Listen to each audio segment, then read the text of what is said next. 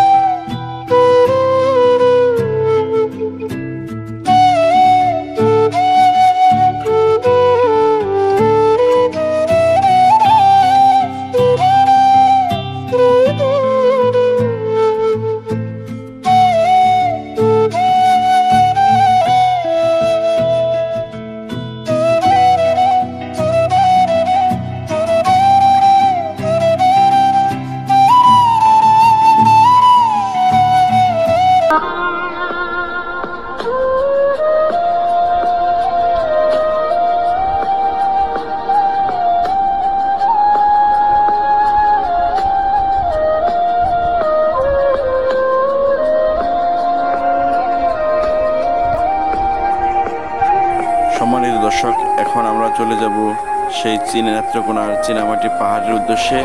সকলে আমাদের সাথে থাকুন।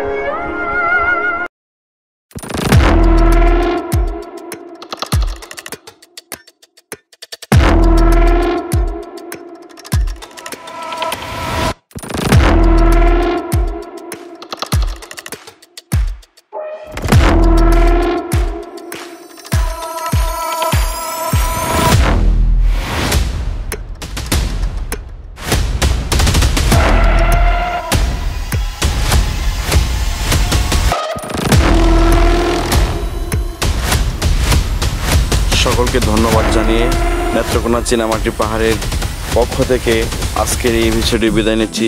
সকলকে আসসালামু আলাইকুম।